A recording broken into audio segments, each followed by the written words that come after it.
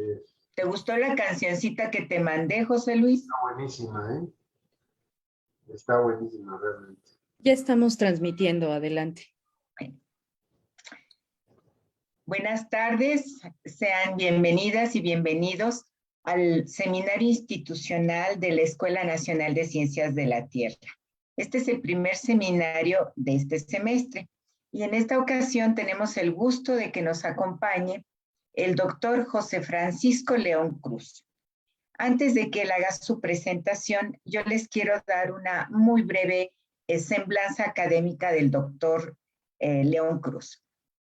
Él es licenciado en Ciencia Ambiental y Gestión de Riesgos de la Universidad de Colima y maestro y doctor en Geociencias Aplicadas del Instituto Potosino de Investigación Científica y Tecnológica, el IPICIT.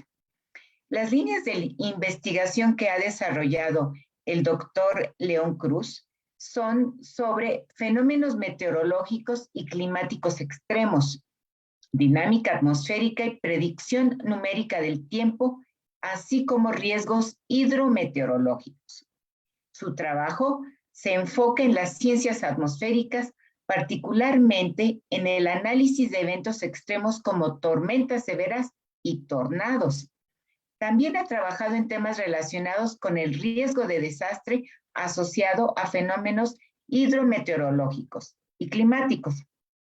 Y más recientemente colabora en el análisis de incendios y los impactos de diversas variables meteorológicas en los ecosistemas. En su labor docente imparte asignaturas en la Facultad de Ingeniería, en la Escuela Nacional de Ciencias de la Tierra y en el posgrado en Ciencias Biológicas.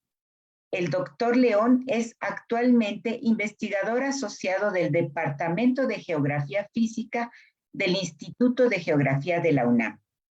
Adelante, doctor León, con el tema tornados y entornos convectivos potencialmente severos en México. Muchas gracias por la presentación y por las flores en la semblanza. Bien, yo voy a platicarles un poco sobre pues, uno de los últimos trabajos que hemos realizado, uno de los últimos trabajos de investigación que hemos realizado y publicado, y que tiene que ver con la generación de entornos convectivos potencialmente severos en México y particularmente de la climatología de tornados, actualizada, por decirlo de alguna manera. Entonces, la presentación como tal la dividí en 4 puntos principales, lo que es una muy breve introducción y algo de antecedentes en el tema. Posteriormente les voy a hablar sobre los materiales y métodos que utilizamos para hacer este estudio. Me voy a enfocar en un primer momento sobre datos documentales y posteriormente los datos de reanálisis, en este caso los que utilizamos, que fueron los ERA5, que un poquito más adelante vamos a hablar de ellos a profundidad. El punto 3 se relaciona con los resultados y la discusión de los mismos resultados, dividido en 2 secciones principales, ¿no? La primera tiene que ver con la climatología de tornados en el periodo 2000-2020, y un segundo punto que tiene que ver con los entornos convectivos potencialmente severos. Finalmente, unas breves conclusiones y una especie de resumen sobre los principales hallazgos del trabajo. Ahora, antes de entrar en materia con la parte de entornos convectivos y demás, me gustaría hablarles sobre la parte histórica de los tornados en México. En este sentido, en nuestro país, este tipo de fenómenos hidrometeorológicos extremos, pues se ha documentado desde hace muchísimo tiempo, ¿no? Desde la época de la conquista tenemos algunos registros de eventos de tornado, no propiamente llamados tornados, vaya, pero con algunos otros nombres. Esto, pues vamos a venir viendo que se ha venido permeando en la cultura y en la sociedad, ¿no?, mexicana en los últimos años. Hay un trabajo muy interesante del doctor Velasco del CICESE, donde él hace una descripción sobre el primer evento de tornado documentado en las Américas. Fíjense, es algo incluso más temprano que de los documentados oficialmente vaya en Estados Unidos, que es una parte súper interesante, y que fue en la región, bueno, en el Valle de México, ¿no? Posteriormente, eh, hay otra serie de estudios que se han enfocado en la parte del análisis de tornados desde un punto de vista histórico o desde la agrometeorología, donde algunos de los autores principales es, por ejemplo, Avendaño García o Macías Medrano, donde ellos hablan un poquito sobre estas construcciones históricas y cuestiones sociales que hay alrededor de los tornados, ¿no? Desde el punto de vista social. Aquí lo interesante es que, como les mencionaba, este tipo de fenómenos naturales en México y particularmente en las regiones rurales de México se conocen por distintos nombres. Seguramente cuando ustedes, si es que tienen abuelitos o abuelitas, puedan preguntarles si son medios rurales o en algún momento vivieron en medios rurales, si conocen las llamadas culebras, o culebras de agua, o colas de granizo, o colas de serpiente, y algunos otros nombres, ¿no? Incluso en algunos casos. Y seguramente algunos de ustedes va a tener una respuesta positiva, ¿no? De cómo conocen el fenómeno. Pues bien, estos nombres han permeado desde hace muchísimos años en la sociedad mexicana y actualmente se desconoce en los medios por culebras de agua, trombas a los tornados. ¿Por qué? Pues básicamente por la forma que tienen, ¿no? Que son eventos relativamente delgados, pequeñitos y de corta duración, y que cuando se están generando, pues parece o asemeja a una serpiente que está pues arrastrándose sobre el suelo, pero imagínense pues, desde la parte de la base de la nube hasta la superficie. Ahora, este tipo de fenómenos es importante mencionarles que los tornados en general se dividen en dos grandes grupos. Por una parte, lo que son, o lo que se conoce como tornados supercelda, que son estos eventos mucho más grandes, mucho más intensos, los que normalmente se ven en las películas, por ejemplo, y los que seguramente en redes sociales han visto, así como estos grandes vórtices llegan a destruir ciudades enteras, ¿no? Principalmente en los Estados Unidos. Este tipo de fenómenos, pues evidentemente son mucho más extraños de que ocurran. Se categorizan como tornados significativos y pues aparte climatológica, pues son eventos pues relativamente raros, ¿no?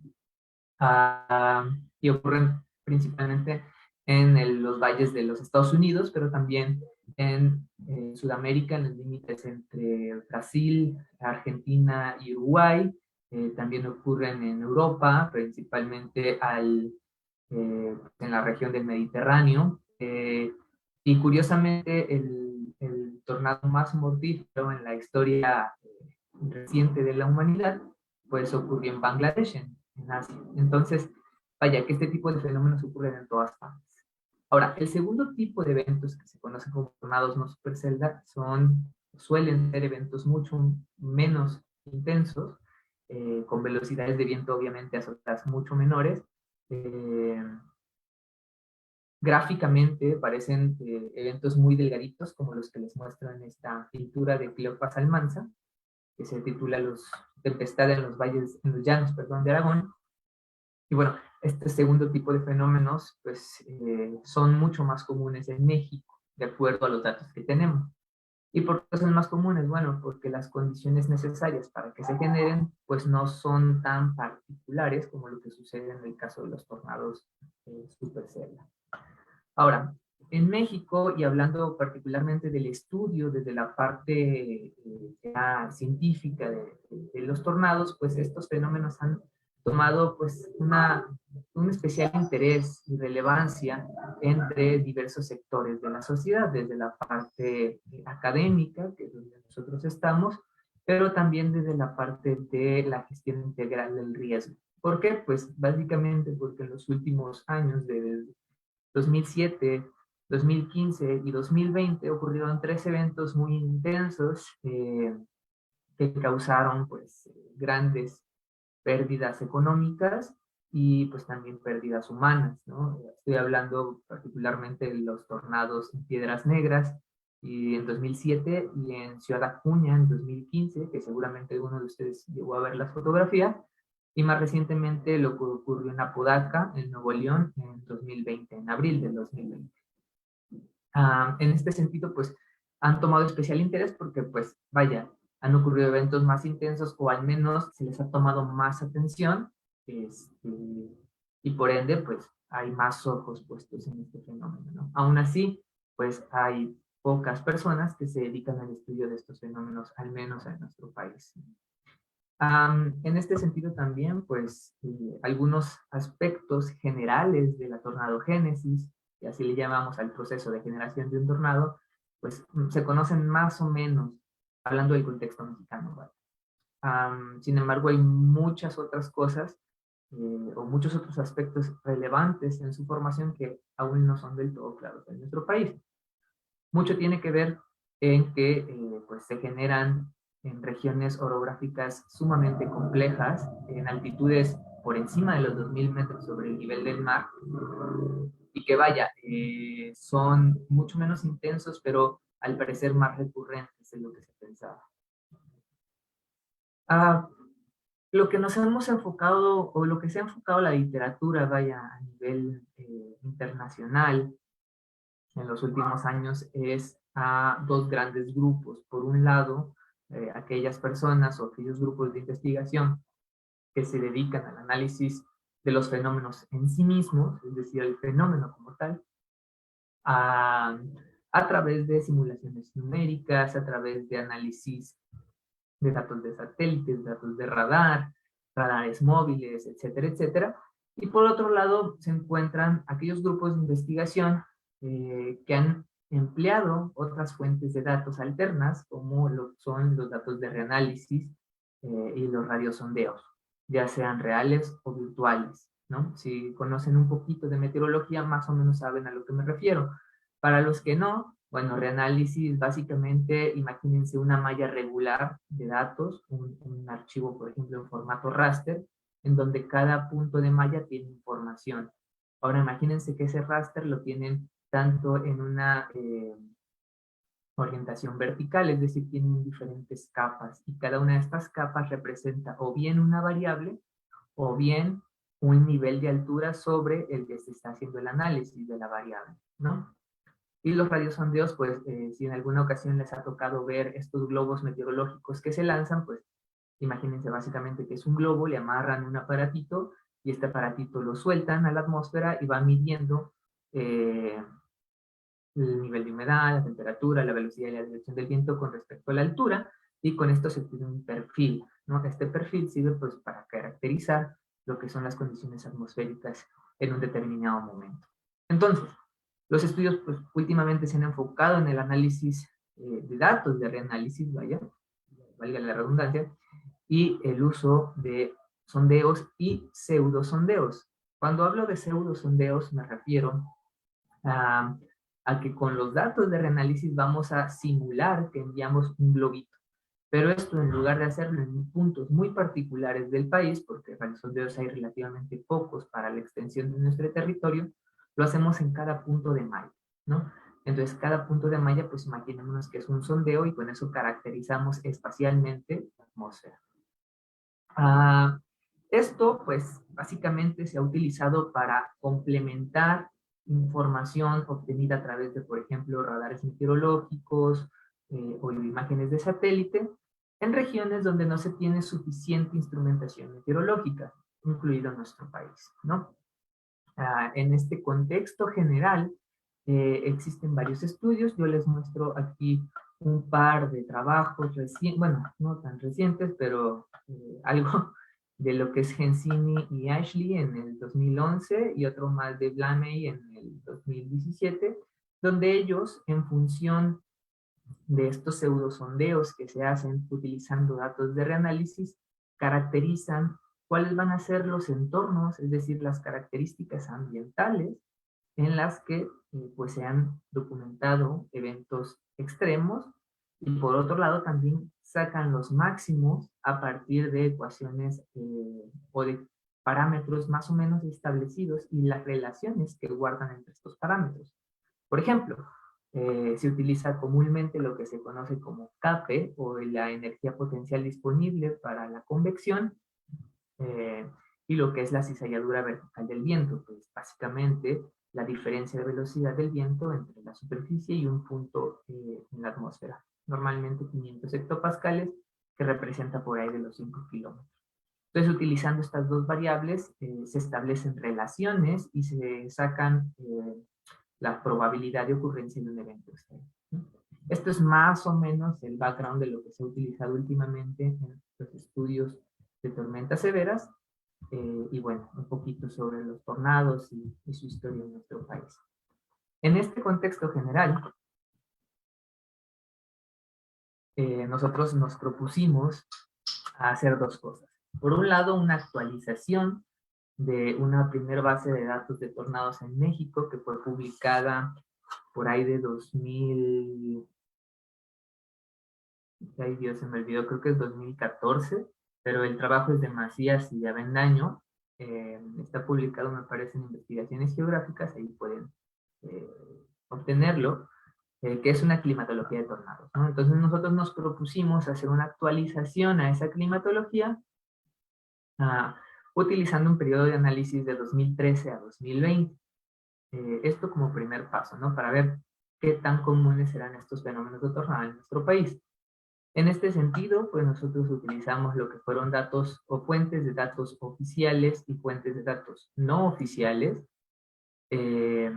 Por fuentes de datos oficiales me refiero a reportes, por ejemplo, de Protección Civil, del Centro Nacional de Prevención de Desastres, los reportes climáticos que emite el Servicio Meteorológico Nacional cada mes, entre algunas otras fuentes de carácter oficial. Y por fuentes no oficiales, pues nos referimos a toda aquella información que pudimos obtener a través de medios periodísticos, ya sean virtuales, vaya, periódicos en línea que encontramos, o bien físicos. También utilizamos aquí lo que fueron datos de observadores, de redes de observadores meteorológicos que fuimos construyendo en todos estos años, reportes de testigos oculares, imágenes y información de redes sociales, Facebook, Twitter, YouTube, entre algunas otras más. Lo que fueron la fuente de datos oficiales, aquí hay dos cosas que me gustaría mencionarles. La primera de ellas tiene que ver con que en los primeros años prácticamente no había nada de información de fuentes oficiales. Con el paso de los años y en los últimos 3, 4 años más o menos, se ha tomado más atención de parte de las organizaciones, principalmente del Servicio Meteorológico Nacional, hacia estos fenómenos. Eso es interesante porque pues, nos da una idea de que, bueno, estamos impactando de alguna manera la parte oficial, ¿no? del estudio de estos eventos. Por otro lado, las fuentes no oficiales fueron validadas. Evidentemente nos llegan mucha información falsa que tenemos que ir descartando. Y bueno, esto se hace a través de diferentes procesos.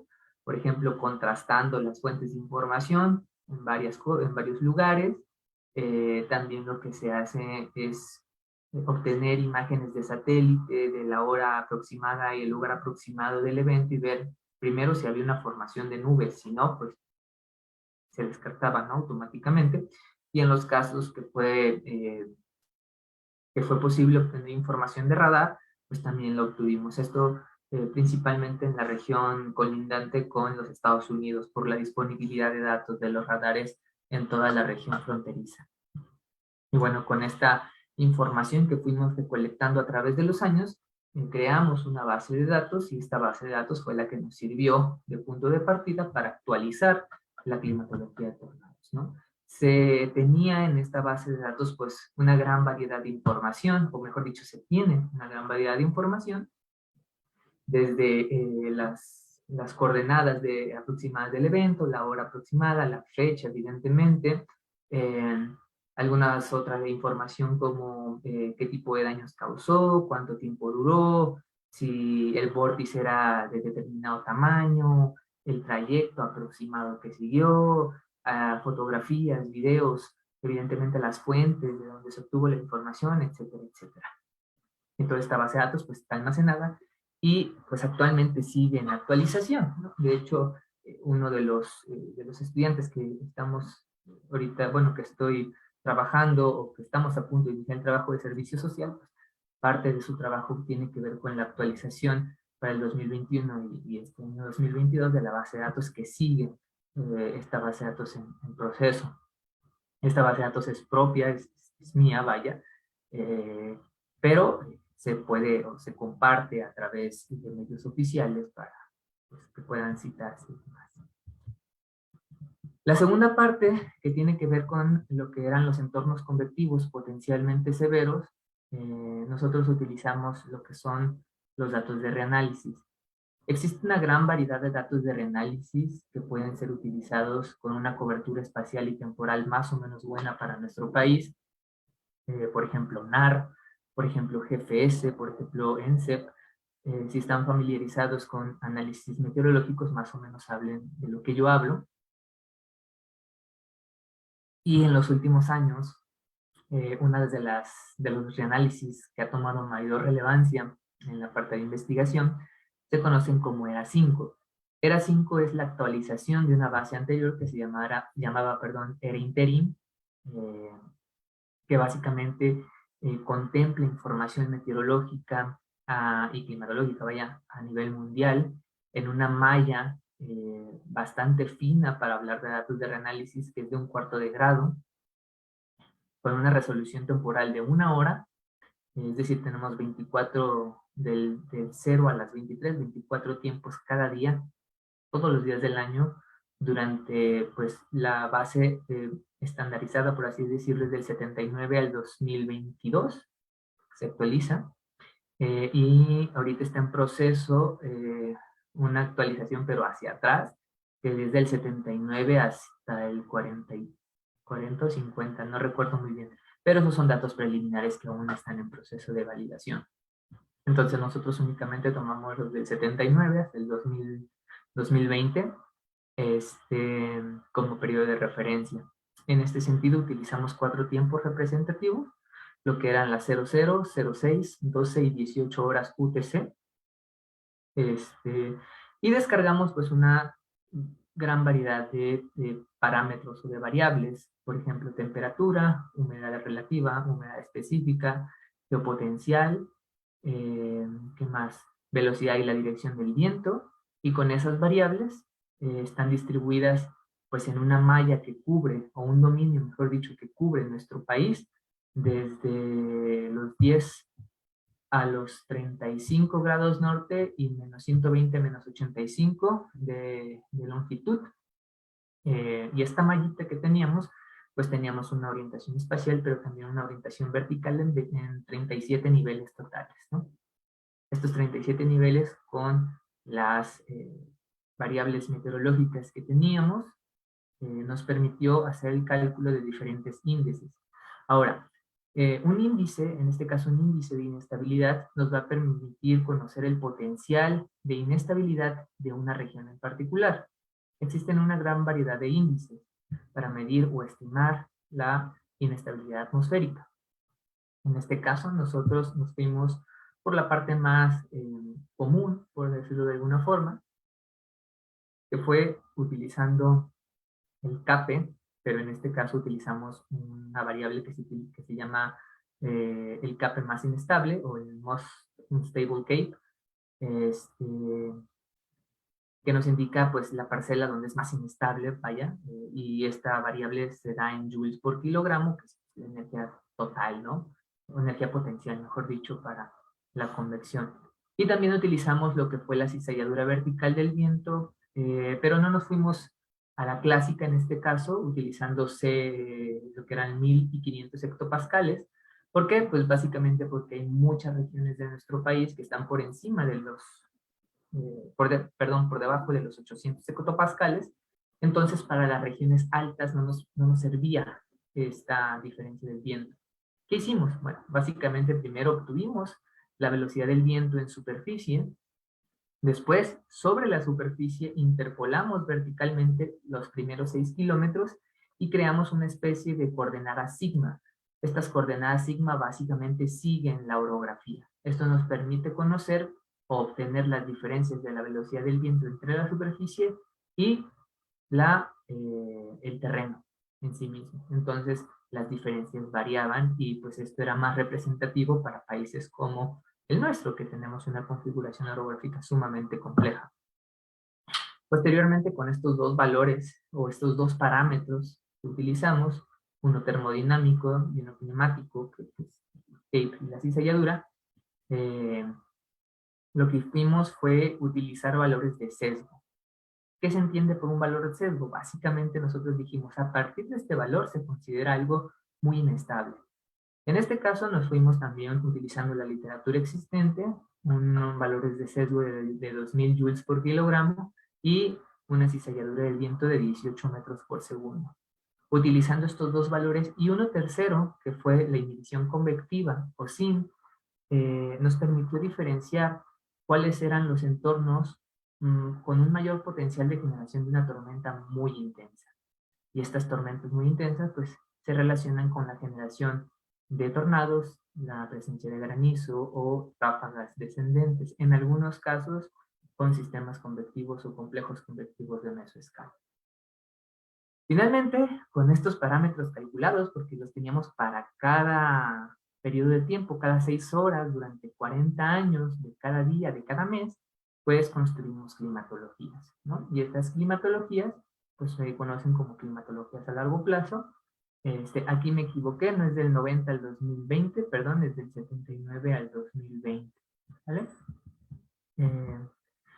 Y bueno, utilizando esas dos covariables, además, esas dos variables, utilizamos estas relaciones que existen entre las variables para calcular lo que se conoce como covariables. Estas covariables nos basamos en las propuestas antiguamente por Brooks y por Gensini, en 2003 y en 2011.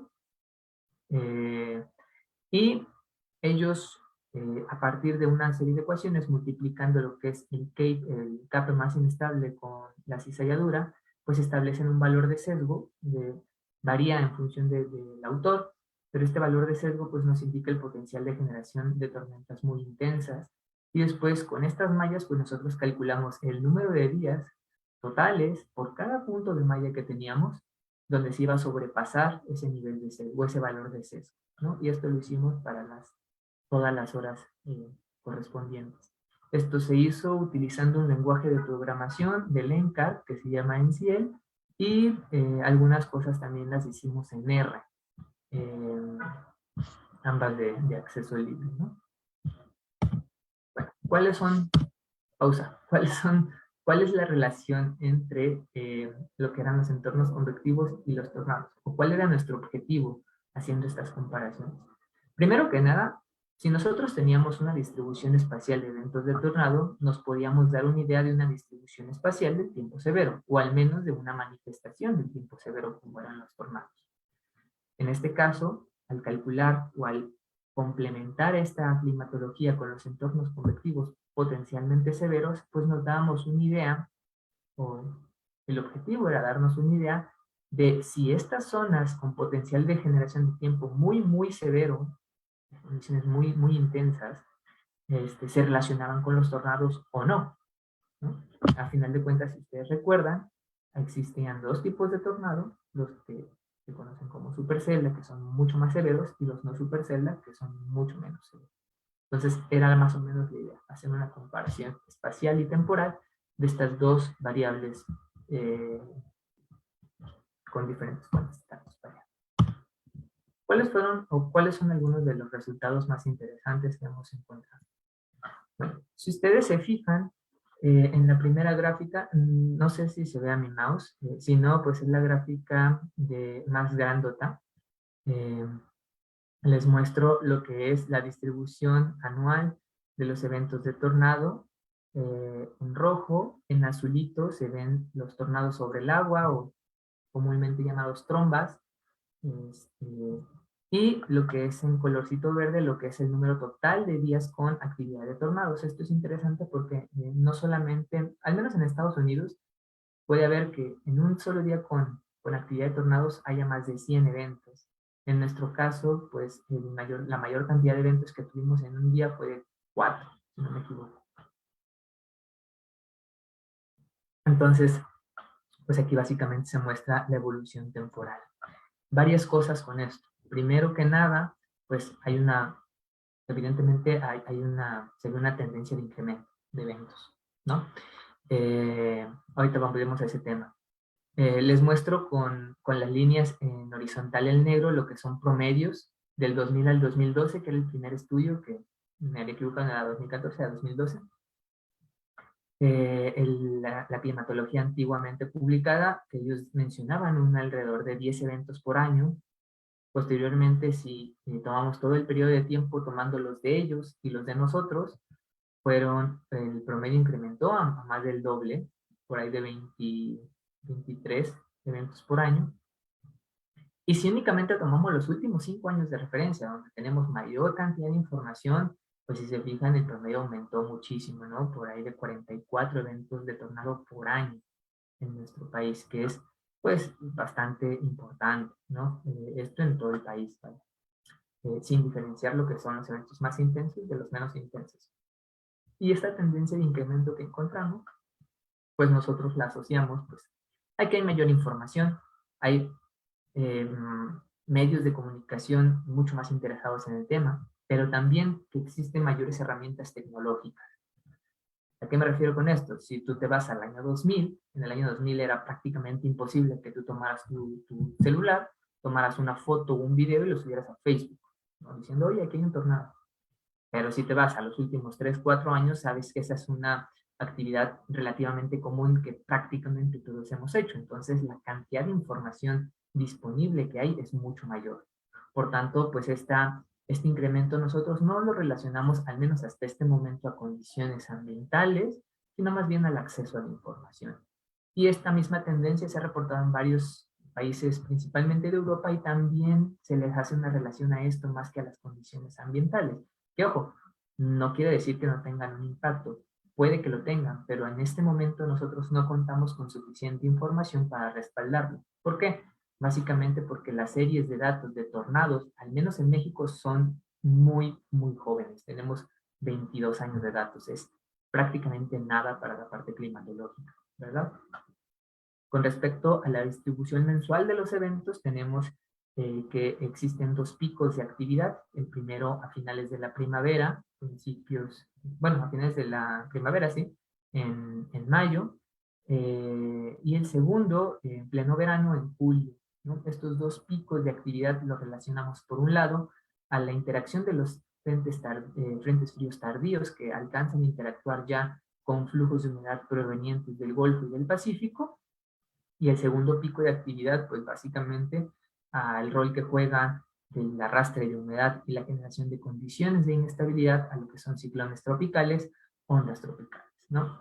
Estos 2 elementos son los que nosotros tratamos de identificar y de relacionarlos, y bueno, pues se adecúan más o menos. Dependiendo de la región del país es cuando se tiene el pico también, entonces ojo con eso, aquí estamos generalizando, ¿no?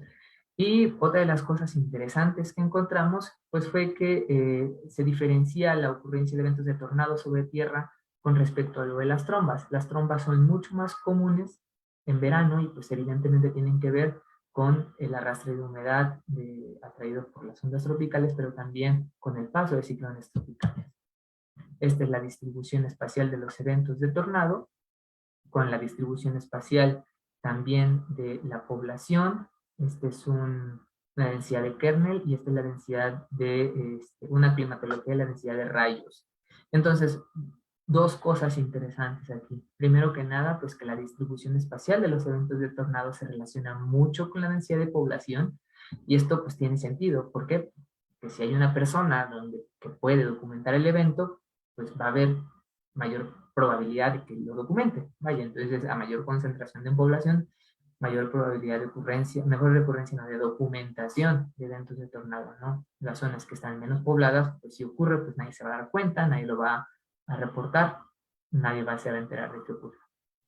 Y por otro lado vemos, pues, que la densidad de rayos, pues, no necesariamente se relaciona con la ocurrencia de eventos de tornado, particularmente en la región noreste del país y en la región centro. Pero eso también tiene mucho que ver con la densidad, porque es mucho, mucho, muy intensa en la región del monzón de Norteamérica y mucho menos en el resto del país. Entonces, aquí hay que tomarlo un poquito con pinzas y es una de las cosas que estamos tratando de hacer investigación relacionada con esto. Con respecto a los entornos cognitivos potencialmente severos, pues bueno, aquí les muestro lo que es primero el número de días por mes en donde el CAPE o el CAPE más inestable sobrepasa un valor umbral de 2000 joules por kilogramo, es decir, entornos sumamente severos, ¿no? Y si ustedes fijan, pues sigue una distribución espacio-temporal bastante marcada, ¿no? En los meses de invierno y parte de la primavera tenemos prácticamente valores nulos en gran parte del territorio y empieza a mostrar actividad a finales de la primavera, en lo que es abril y mayo, principalmente hacia la región del Golfo de México, en la región noreste, desde el norte de Veracruz hasta Coahuila, y vemos que este tiene su máximo por ahí de mayo, primeramente, después empieza a decrecer ese potencial de inestabilidad del Golfo, pero de repente parece encenderse una especie de switch en lo que es la región del monzón en el Pacífico, que tiene su máximo por ahí de septiembre, ¿no? Entre agosto y septiembre, que también se relaciona con el periodo del monzón en Norteamérica. Entonces, este shift o este cambio o esta movilidad de las regiones potencialmente severas de primavera a verano, del noreste al noroeste, es algo bastante interesante que al menos en la documentación que existe en el país no se había observado del todo, ¿no? Se habían hecho muchos estudios en la región del monzón, pero a nivel general de todo el país, este cambio pues no se ha documentado muy bien, que digamos, ¿no? Y bueno, empieza a decrecer por ahí de octubre, perdón, y si se fijan también de un especial énfasis en las costas. ¿Por qué? Pues porque esto también se relaciona al paso de lo que son ciclones tropicales sobre la región del Pacífico y evidentemente del Caribe. El segundo parámetro era la cizalladura, que era la corriente del viento. Y bueno, si se fijan también en esto encontramos un patrón bimodal, ¿no? Es decir, épocas donde prácticamente no existe, pues muy baja la cizalladura, y épocas en donde es muy, muy intensa, ¿no? La época intensa se comprende desde noviembre hasta por ahí de abril, ya empieza a decrecer en mayo, y la época inactiva pues comprende prácticamente todo el verano, ¿no? De junio a septiembre. Esto es interesante por dos cosas. Primero, pues encontramos un patrón claro de la cizalladura. Pues, si ustedes conocen un poquito sobre ciclones tropicales, saben que la cizalladura es un entorno que no favorece la generación, o mejor dicho, la organización de los sistemas. Entonces, justamente cuando no hay cizalladura es cuando tenemos el mayor paso de ciclones tropicales. Y por otro lado, en la época intensa tenemos la región mucho más marcada de zonas donde se sobrepasan los 18 metros por segundo en la región norte. ¿Por qué? Bueno, esto nosotros lo asociamos a lo que es el paso de frentes fríos, ¿no? Los frentes fríos que producen entornos de alta cizalladura principalmente en el norte y centro-norte de México. También podemos ver la influencia por ahí de las regiones montañosas como un factor que va a generar cizalladura o va a generar entornos potenciales de cizalladura en la Sierra Madre Oriental y Sierra Madre Occidental. Ojo que aquí en mayo, por ejemplo, tenemos algunos entornos muy marcados en Coahuila, ¿verdad? El norte de Coahuila, eso lo vamos a dejar para el final. Y finalmente, pues calculamos las covariables, ¿no? Entonces, si ustedes se fijan, esta es la covariable de la izquierda, la que se nota con colorcitos menos fuertes, es la covariable de Gensini y la covariable de Brooks, es la de la derecha. Entonces, si ustedes se fijan, el patrón espacial y temporal es el mismo. ¿En qué se diferencian? Pues es la intensidad, es decir, cuántos días al año tenemos entornos potenciales severos en nuestro país. Y si se fijan, estos entornos, en función de estas dos covariables, pues marcan la región noroeste de nuestro país, desde abril y mayo, o principalmente en abril y mayo, como zonas potencial o con un potencial de generación de tiempo severo bastante fuerte,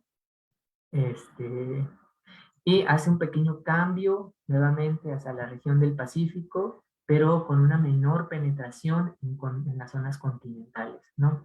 ¿A qué se refiere o a qué se debe esta penetración? Básicamente que la región noreste de México, noreste de México, donde se encuentra Coahuila, Nuevo León y Tamaulipas, son regiones de planicie, que permite que la humedad sea arrastrada mucho más hacia la parte continental, al contrario de lo que sucede en las planicies costeras del Golfo de California, donde pues tenemos ahí pegadita la Sierra Madre Occidental, que no va a permitir que la humedad llegue a regiones continentales tan adentro, ¿no?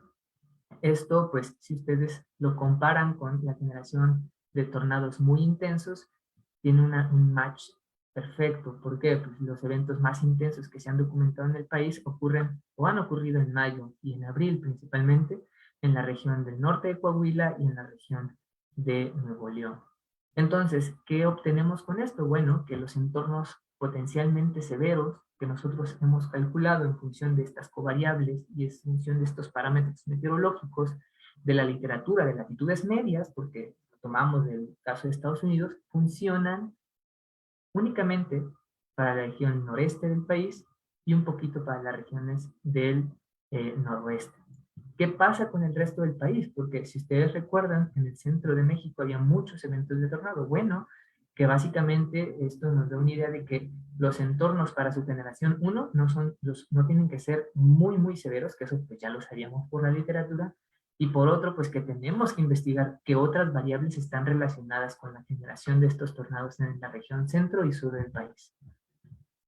Y bueno, a manera de resumen y como conclusiones, pues hemos detectado un incremento en el número de eventos de tornado recientemente, esto ya les mencionaba, mayormente atribuido a cuestiones demográficas. Por otro lado, pues que hemos definido una temporada activa de tornados que corresponde de mayo a agosto, primeramente relacionada con el paso de frentes frías y ciclones tropicales. Hemos detectado también dos patrones de entornos convectivos potencialmente severos, lo que llamamos el patrón del Golfo, entre abril y junio, y el patrón del Pacífico de julio a septiembre, que era lo que les mostraba en las gráficas anteriores, y que estos entornos nos permitieron detectar regiones con potencial de formación de tornados y tormentas supercelda, que además pues coinciden con lo que hemos documentado antiguamente. Finalmente, pues hace falta mucha investigación, necesitamos investigar las condiciones ambientales para la formación de tornados, como les decía, en el centro y sur de México, no únicamente utilizando los parámetros anteriores, sino añadiendo quizás algunos otros más, ¿no? Como puede ser la vorticidad, como puede ser la temperatura, como puede ser, qué sé yo, una variedad infinita de parámetros que podemos calcular. Y bueno, por mi parte sería todo. Les agradezco mucho de su atención y pues ahí está mi correo donde pueden contactarme si tienen alguna pregunta. Muchas gracias. Pues muchas gracias, doctor Francisco León, por darnos un seminario sobre este tema tan interesante que es la tornadogénesis. Y bueno, hay algunas preguntas. ¿En México ha habido tornados de supercelda y cuándo? ¿Y dónde? Sí, como les había mencionado, se han documentado, al menos los que nosotros tenemos documentados oficialmente como supercelda, ha sido lo que ocurrió en Piedras Negras en 2007, en Acuña o Ciudad Acuña en 2015, ambos en Coahuila, a menos de 200 kilómetros de distancia estas dos ciudades, y un tercero que ocurrió en Apodaca, Nuevo León, en 2020, si no me equivoco, en abril del 2020. Esos son los que han ocurrido. No se descarta que hayan ocurrido más, Más que nada porque la región norte de México, como saben, es una región mucho menos poblada que la región centro, por tanto no tenemos suficiente información. Pero una cosa interesante es que algunos estudios de los norteamericanos mencionan esta región de Coahuila como básicamente les exportamos tormentas supercelda y estas tormentas cruzan los límites eh, nacionales y pueden generar y generan tornados en el sur de Texas. Entonces, ahí les estamos enviando algo a los norteamericanos. Otra pregunta. ¿Tiene algún efecto en la formación de un tornado la fuerza de Coriolis? Ok, en este caso no. ¿Por qué? Pues básicamente porque Coriolis, fuerza de Coriolis, no tiene influencia debido a, una es la tormenta como tal, este, no dura tanto tiempo y no es espacialmente tan grande. Entonces, estos dos factores van a limitarlo. Cuando hay tormentas sumamente grandes, como son quizás tormentas supercelda, pero estamos hablando de cientos de kilómetros de distancia, puede que tenga influencia sobre la tormenta y la rotación del vórtice, pero es en casos de eventos sumamente intensos y sumamente grandes. Para el resto de los eventos, pues puede considerarse o puede despreciarse esta fuerza. Aquí otra pregunta, comentario. El domingo 27 de agosto del 2015 en Coacalco, tuve la experiencia de estar en una tormenta con mucho viento, abundante agua y granizo de gran tamaño y abundante. Sin embargo, pude observar un embudo grande muy parecido a la fotografía que se nos muestra en la última diapositiva. ¿Se trató de una tromba o tornado? Bueno, básicamente los términos de tromba y tornado son equivalentes. La única diferencia es que la tromba ocurre sobre un cuerpo de agua, sea una laguna, un río, etcétera, etcétera. Ahora, lo que sí puede haber de diferencia es que se va a formar la nube embudo como tal, que es este vórtice que se puede observar desde la base de la nube, o el tornado en sí. Nosotros diferenciamos la nube embudo con el tornado cuando la nube embudo no está conectada a rotación sobre la superficie. No quiere decir, ojo, que la nube embudo tenga que llegar hasta el suelo, ¿ok? Sino que esté conectado con rotación en superficie. El aire, a final de cuentas, si visto vaya, no tiene color. Lo que tiene color son pues todas las partículas que van a estar girando en torno a este borde. Entonces, si ustedes llegaron a, no sé quién sea, pero si tú llegaste a ver una nube embudo, pero pues hasta ahí no viste ningún tipo de rotación sobre la superficie, pues se trató de una nube embudo. Si observaste la nube embudo y posteriormente o al mismo tiempo viste rotación en superficie, algo que giraba abajo, se trató de un evento de tornado, ¿no? Yo creo que en este caso, por la zona, fue un evento no supercelda. ¿Cómo podríamos detectar nuevas variables posiblemente relacionadas con la formación de estos fenómenos? Pues haciendo experimentación. Eso es la manera más, pues sí, la manera correcta de hacerlo. Básicamente, o al menos desde mi expertise, sería identificar el evento, hacer una simulación, extraer información de esa simulación y tratar de ver qué parámetros fueron determinantes para ese evento y luego compararlo con muchos más eventos para así tener pues una idea general de bajo qué condiciones y qué parámetros son los que van a ser útiles para el estudio de estos eventos. ¿Existen curvas de vulnerabilidad para las estructuras expuestas a tornados? Esto sí, no lo sé. Sé que por la parte norteamericana tienen algunas normas de construcción que se relacionan con vientos y me parece que de la parte ingenieril a nivel nacional también existen, pero no sé si particularmente para tornados existan.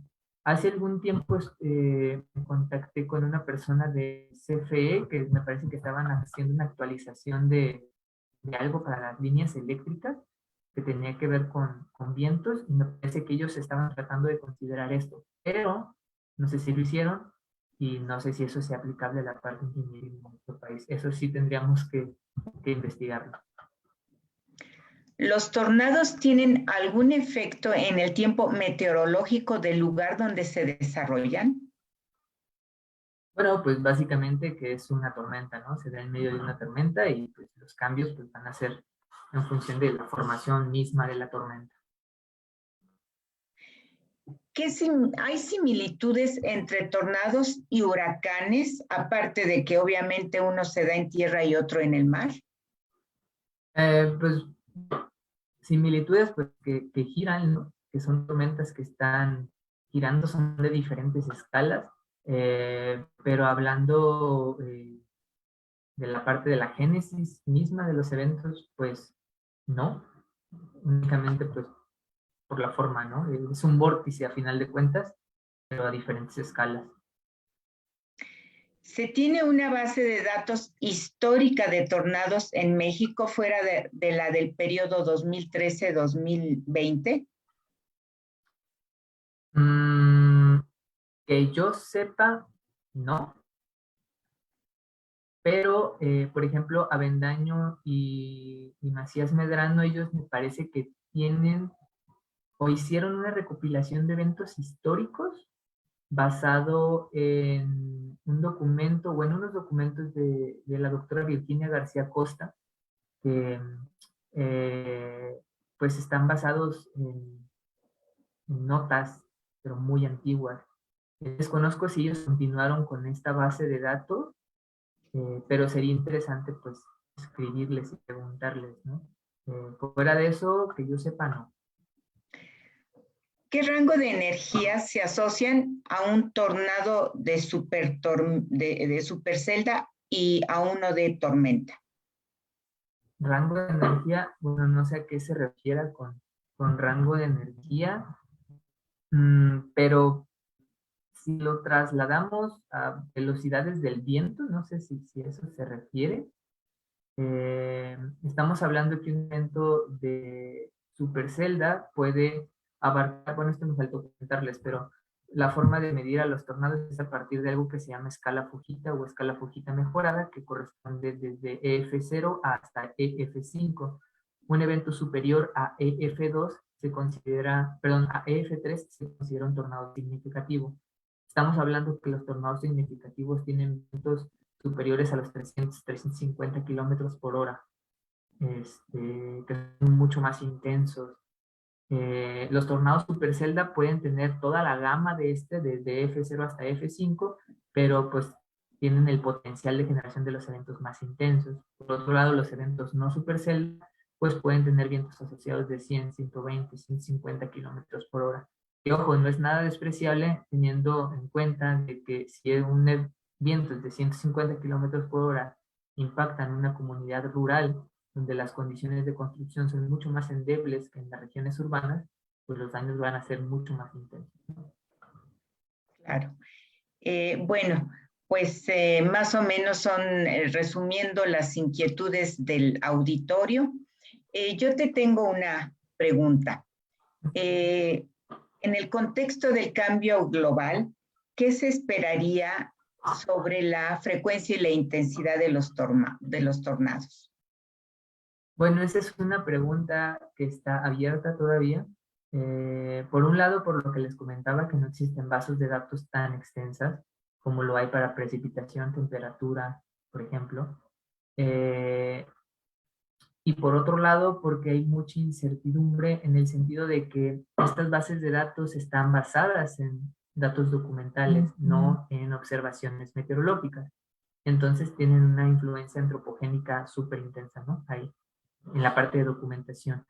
Hay algunos estudios que se han hecho en donde se muestran tendencias, ojo, tendencias de los últimos años, no proyecciones. De que en algunas regiones del mundo hay una tendencia a decrecer en el número de días con potencial de tornados y en otras zonas de un incremento en el potencial de días con tornados, ¿no? Pero esto pues también sucede con la temperatura y también sucede con la precipitación. Entonces, ahora sí que no hay nada claro todavía. Y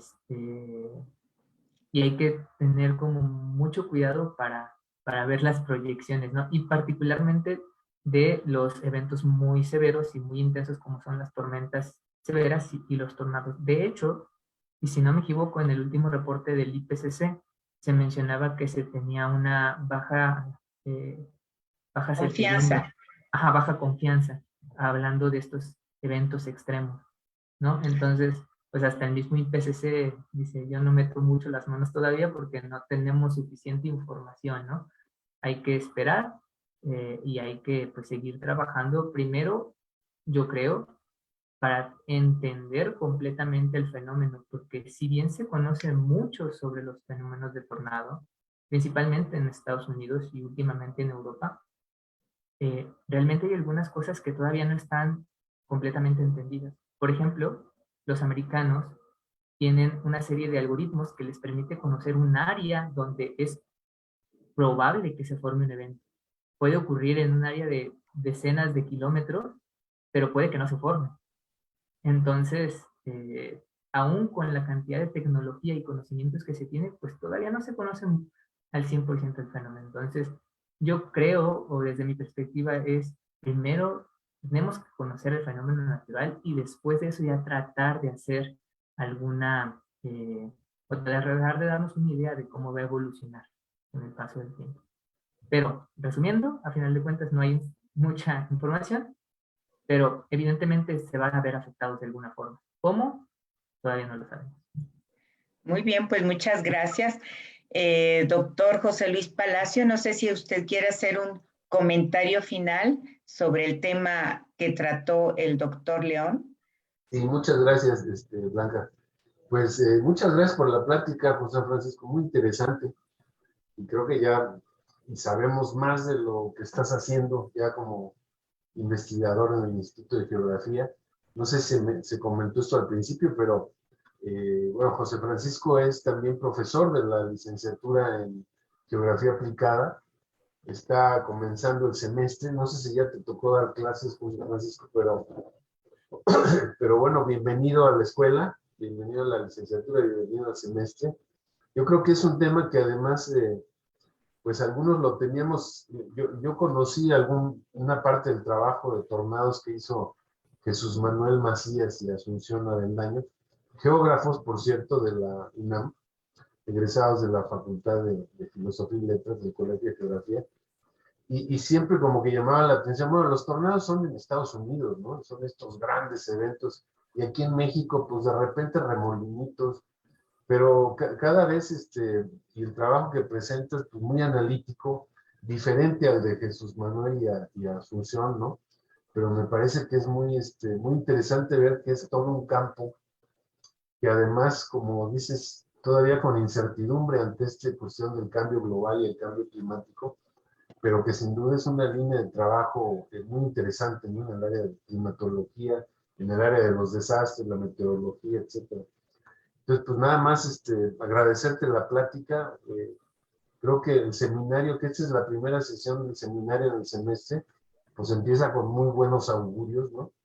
Muy interesante, con una buena asistencia, una buena participación de preguntas. Y pues nada, gracias Blanca y muchas gracias José Francisco.